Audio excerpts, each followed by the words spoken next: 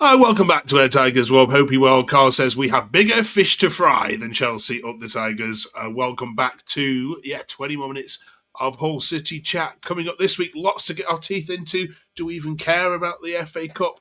And Coyle's contract is divided a few people. Some are saying it's a great way to do business. Others are saying why are we rewarding him with a new contract? And who should be next? There's the one name on most fans' lips. We'll see if Matty and Elliot agree. We're looking forward, of course, to the game this weekend. We've got Matazo coming back as well. Plus, should Millar be dropped? That is lots of things to get through on this episode. It's also sponsored by the letter P this week because we're talking penalty takers, playoff predictions, and who gets into your letter, into your A to Z for the letter P. We've got Ben and Jack on half turn this week, so the team is halved, but doesn't mean that the quality is down any. We've got Matty and Elliot fresh back from that Friday night.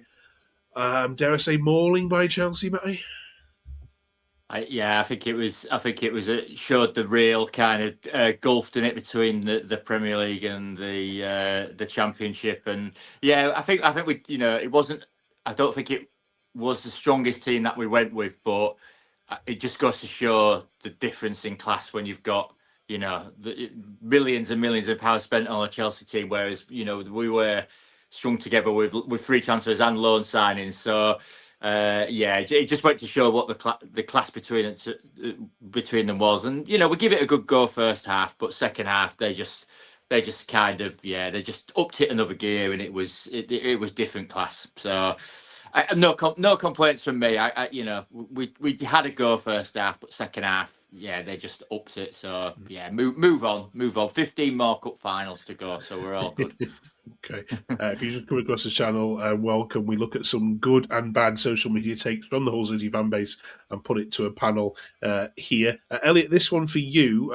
It wasn't a full strength City side, was it? John says, I don't really understand this playing a weakened team nonsense. A win tonight against Chelsea and every player would have had a place in our club history. Of course, in reference to No McBurney and obviously big players at the back missing as well. Do you agree with John or not? To be fair, it's a difficult one with how well we've been doing in the league and obviously our injury problems. You don't really want to pick up injuries in a cup game and then it affects sort of our ambitions in the league. So I can see why we maybe rested a couple of players. I was maybe expecting the likes of McBurney to be involved. I know Hughes had maybe an injury issue in the lead up to the game, but I was maybe thinking McBurney's presence could have caused Chelsea's defenders a few problems, especially when we were getting the balls over the top.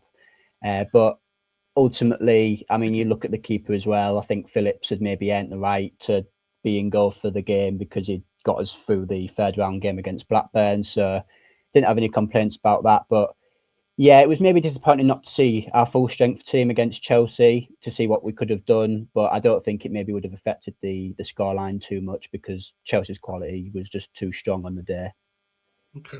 We'll talk about Coyle in a minute, obviously our main headline, but just before we leave the Chelsea game aside, some other bits and pieces from the game, Matty. First of all, the atmosphere. So we've got some fans talking about separating different areas. What's your view on all of that fallout? The atmosphere was great, but I think it was going to be, weren't it, anyway, just because it was the cup game. But I think it did kind of emphasise the move from the east stand to the north stand, and it still divides. It still divides the fan base a lot. That the north stand should contribute more to the atmosphere of the game and the east stand and stuff. But I think it did highlight that it's probably better that we have that full east stand and maybe surrender the corner and behind the goal to away fans, because I think that's probably will create a better atmosphere. I think it'll create a better atmosphere anyway in terms of it, just because I think it'll the away fans will start singing and it'll just generate a better atmosphere anyway. So I think it's highlighted the fact that we probably do need to go back to that situation and have the full corner or the full east stand, at least half that east stand, creating an atmosphere for the game. So definitely a moving point or a talking point from the game for me. Yeah, sounded good on TV anyway. Really, really good. Were you happy, Elliot, with the reception Messina got? Yeah, it was good. I think I was surprised that we got quite a few chances during the game because in the recent games when we've had some ex-players coming back who have been good servants to us, some have maybe got a few pantomime boos. So I was maybe expecting a little bit more of that. But I think it was quite nice to see him get a good reception because I think I mentioned last week he was a great servant player manager and he would deserve. He didn't do anything out of order at the club. He always represented us completely, completely fine. So yeah, I think it was good to see him get a good reception. And obviously, after we chanted to a senior, we also chanted for our current manager as well. So I think it went fine in that regard. I know there was a few people after the game wondering why he got quite a lot of chance during the match, but I think it was fair in terms of how he represented City and his family being some City fans as well. Yeah. It's like he patched things up with the owner as well, didn't it, after the game as well? We saw those photographs. Matty, this one to you, please. He says, all focus now on the league. Can we drop Millar? This is going to get a few commenting. Yeah, what do you reckon to that? Yeah, I mean, he hasn't been great since kind of coming back from injury. I thought first half he actually had quite a decent game on Friday. To be honest, I think I think it will link up well with Giles on that side. I think we will be a threat, but he hasn't been great since he's come back. I think he's been tentative, and I think he's working his way back into some kind of form. You can tell he's still a bit tentative going into tackles and stuff. He has been poor in terms of the crosses and stuff coming, and they're not like whipped crosses. They've been floated, and it's been really easy to kind of defend. So there is an argument there that potentially he does need dropping, but then I suppose who are you gonna bring in on that left hand side? With the options that we've got, Joseph potentially, but he's not an out and out winger. So we've got Kumas, who again had a decent game on Friday that could potentially play on that side. So I don't think he warrants being dropped at the moment. I would still keep with him because I think he'll play himself into form and he will get there eventually. So I think it's a case of, suck it and see, keep going with him. I've got every faith that there is obviously a good player in there, and he'll come back into form. We just need to give him a bit of time and just kind of get off his back a little bit. He's been out for a year. It's going to be expected that he's going to still have these kind of issues in form and stuff. So rather than getting on his back, why don't we just encourage him? But typical City fans, will get on his back saying he's rubbish. But come on, let's get behind him rather than putting him down. So yeah, do you agree, Elliot? Yeah, I agree with that. I think it can be quite easy to start criticising players when they maybe hit a dip in form, but ultimately Millar's been more than often he's been a great player for us. So yeah, I think we've just got to stick behind him, and he will find those goals and assists like he was early on in the season. Okay. Right then, let's move on from the Chelsea then. Now, the big news which fans have been divided on this week, and we would love to hear your opinions on this in the comments, is that, of course, Captain Lewie Coyle has now signed a new 3.5-year deal. He's already 30. Matt, can you understand why some fans have raised more than just an eyebrow at this? Yeah, again, he's a player that kind of splits the fan base. I think he has on occasion, not defend. He doesn't defend brilliantly all the time. He kind of backs off into the penalty area, so he doesn't stand his man up. So I get it because he's a bit inconsistent in terms of his performance. But if you want a player to pull on the City shirt and be dedicated and passionate and loyal about the club, he's the first person that you would put on your team sheet. I mean, I've definitely been in that category of criticising him in terms of his performance. I actually think he's had a decent season this season. I think he's probably been one of our most consistent players. There are times when he does scare me with some of his defending, but I think you cannot doubt that man's loyalty and dedication to the club. And I think just for that alone, because he gives 100% when he's on the pitch, he deserves a contract to stay at the club. And for me, he's kind of seen off people like Drama who've come in, and the managers have always had faith in him. He's always been picked in the 4 years that he's been here. He's always been the first person that's played in that right back position, and we've brought other people in to play in that position. So he is a perfect player for Hull City, I think. So just forget about all the negativity. I saw lots of things on the Hull City thing, which I thought was appalling, to be honest, because he is 100% Hull City through and through. So I think it's positive, and I think he can only contribute positively to this team at the moment. So yeah. Okay. Elliot, do you agree? And is there other contract? I mean, some people's consternation was that there are other contracts we should be tying down before his. I think was one of the main worries. Who's top of your list? Yeah, I think Regan Salett is another one who we need to look at getting tied down. He's had an exceptional season and sort of got back to his form that we saw under the senior. And just in terms of Coyle, I completely agree with Matty. I think he fully deserves the contract. He's always, to me, he's relatively consistent. He's always at least 6 or 7 out of 10 every week, which is decent enough for me, and always leads by example in terms of how he goes about leading the team on and off the pitch. And always, I think in the past, for example, he helped the likes of us on Tufan settle in, and there's always seems every manager that's come in has always kept him as captain. And I think the fact that Jakirovic, and I saw last month Adjun mentioned in the press saying how he wanted to try and get Coyle tied down for the rest of his career. So I think it just sort of speaks volumes his impact on the club. And it doesn't, I think some people are thinking that the next 3 years he's definitely going to always be playing, and that's not going to be the case. If somebody else comes in and does a better job, then they would start. But I think as long as Coyle keeps playing as he is, I think to me he deserves to be on the pitch for us. Okay. Regan Slater for you, Matty. Next one.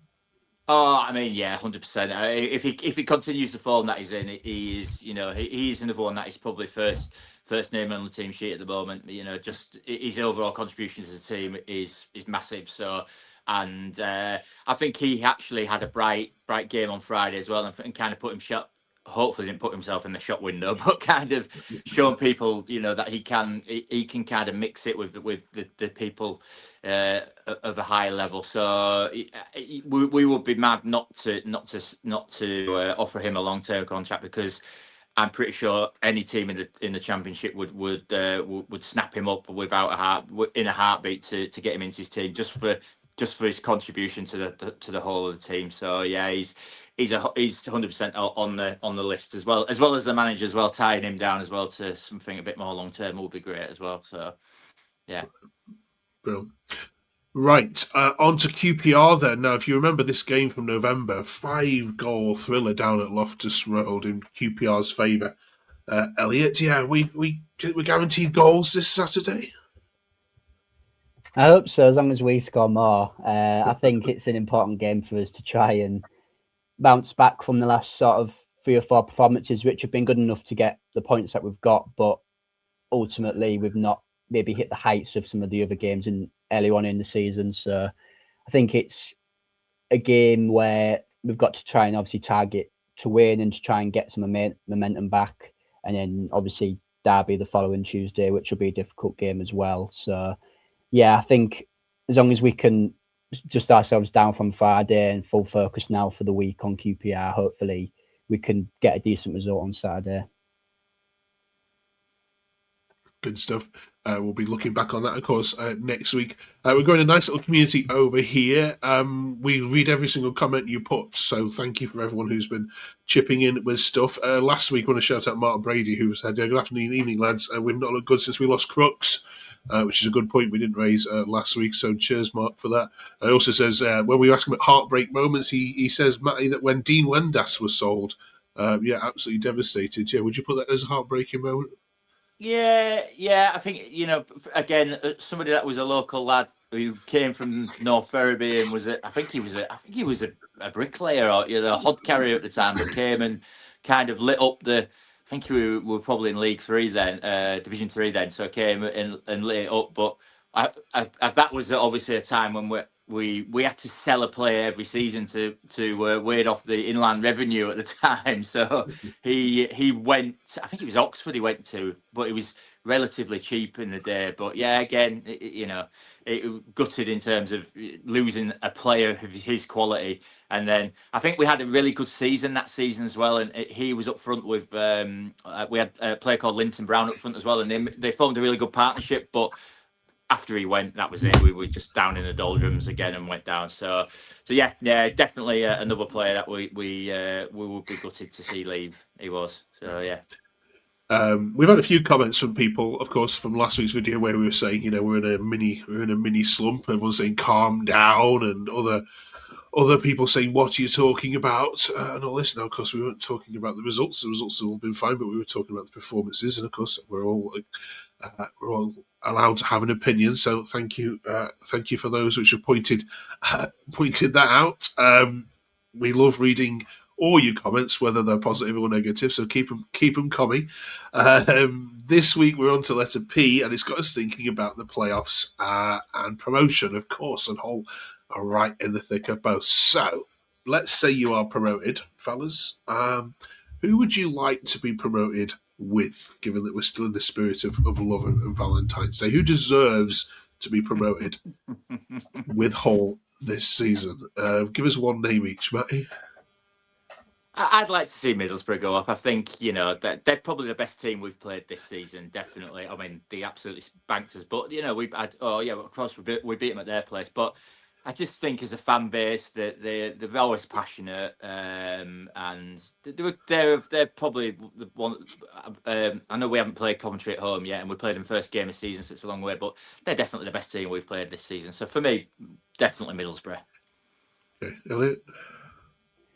Yeah, I think if we went through the playoffs and then realistically, I'd maybe say Coventry, just because they've been knocking on the door the last few years. I think the fan base is really good. I remember a couple of years ago, we had a game at home, and the atmosphere for that game from both sets of fans was immense. So it'd be nice to see Coventry get over the line finally, because as I say, they've been last couple of years, they've been nearly getting in, and obviously they lost that playoff final to Luton. So it'd be nice to see them get up. Okay, let us know your thoughts in the comments. 15 games to go. We can do it, can't we? We know there's a bit of a gap now. You've probably noticed, haven't you, to 7th? No, not noticed it at all, man. Okay, we're not talking about not paying attention. Not paying attention. We'll be here every step of the way. Those 15 games. Can we get to Wembley Way on May 26th or whatever it is? Fingers crossed. We're also talking about penalties this week then. So if your life depended on it, to save a penalty, which keeper from Hull's past would you stick in the net? That's for you, Elliot. And Matty, again, if your life depended on it, who would you have behind the penalty? Elliot, in goal, you would put... To be honest, I'd probably go with Panda, just because his penalty saving recently has been really good. And yeah, I think he's saved 2 this season, obviously against Sheffield United. And I'd say Panda probably. Good. Matty? I think we've discussed this topic, haven't we, recently? So Yeah. and trying to look back over it, and somebody came up with Tufan, and I think Tufan had an exceptional record at penalties when he took them for us. So, and I think I can't remember who I went for. Oh, I went for Estepinian, didn't I? But I'd definitely go with Tufan. I think Tufan would definitely 100% score. I can't recall him missing one. I'm sure people will come back and say he has, but from my recollection, I think he scored majority of penalties that he had. So I would definitely go, with Tufan. Although Andy Payton was a good shout from last week. He had a really good run up. He had a brilliant run up. So if you do see any clips of what he did, he would put it down, and then he would he'd walk back to the edge of the area and turn straight away and just then run and strike it. And he scored a lot of penalties as well, to be fair. So, but yeah, I'll go Tufan for me, definitely. Okay. Just in terms of penalties, can either of you remember the most important penalty ever scored by a Hull City player, or one that didn't go in and you wish it had? Oh, that is a tricky one. I'm trying to think. I don't know, Mark. You've stumped us there. We'd have to... We will come back to that then next week. Definitely one for the comments in it. I think if you can put it in for the comments, that'd be great. Yeah. So please help us out, because we can't remember everything, Mark, can we? We try our best, but we can't. All right. Quick one. There's been chat this week of maybe 8th place going to the playoffs in future iterations of the championship. Elliot, yes or no on this one? Personally, I'd like how it is top 6, but I think ultimately it benefits every club in the league having it as 8 because everyone will get a better chance of going in. So I think it's going to get voted in. But me personally, I think top 6 is enough realistically to merit going up to the Premier League. But I think it'll come in regardless. Okay. Matt, yes or no for you? I don't think I think it would add more excitement, and I suppose it would put more on the game, on the games coming up. But for me, if it goes down to like one leg, then if you finish if you finish third and fourth, I think you miss a week, don't you? So it means that you haven't like played for a week. So I know like in the championship that kind of went against a few teams like York last season and stuff because they didn't play for a week, so they ended up missing out. So for me, and you want to keep momentum going, don't you? If you're in the if you're in the playoffs, so I suppose it adds more competition to the actual league itself. But for me, I think it's not broken. It works really well with the 4 teams that are in there. It works. Everybody knows what it is at the beginning of the season. So let's just keep it as it is. I think it's just no point in changing it whatsoever. Just to get a couple of teams in so that they can have a chance. But no, keep it as it is. It's not broken. Let's just continue as we are. Okay. Lastly, this week it's our A to Z rolls on to letter P. Then a lot easier than O last week. What have you got for us, Elliot? Recent history, like Panda, just last year and a half, I think he won a Player of the Season awards last year, and he's been reliable shot stopper for us. Someone from sort of recent history, I think. Maybe looking back, I know John Parkin was quite a good like cult hero and fan favorite in the 2000s. Maybe him as well. Okay, Matty. Yeah, again, I mean, we've Andy Payton heavy, isn't it? This podcast at the moment for me, but obviously he was a bit of a hero for me in terms of that. But I think one that is probably there is Adam Pearson. Without Adam Pearson's investment into the club, then we probably wouldn't be in this position that we're in now. We would still be knocking around the doldrums of League Two. Probably. So without his kind of vision and without his money and putting it into the club, and obviously him taking us to the new stadium and stuff like that, he has plucked us from almost bankruptcy and going out of existence to actually putting us back in the map, and probably last 20 years since then we've been in the championship, we've been to the Premier League, we've been around the top ends of the football pyramid. So without his kind of involvement and investment, I don't think we would be where we are at the moment, and we wouldn't definitely be a fashionable club in terms of attracting people like Adjan to come to the club without that investment. So he would be a good shout for me to put in just as a chairman, and I think he's still held in high regard around the city as well in terms of that.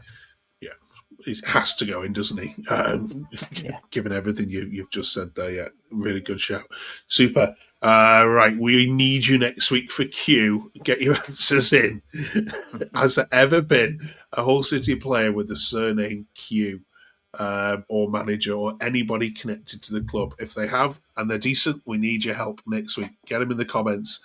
Right, good luck against QPR. Hopefully, if that's a good game, we can stick that in. It might have to be. It might have to be. And we will see you back with Ben and Jack next week. Have a great half-term week, everyone. Hope you're well, and we'll see you in 7 days' time. Thanks so much for watching.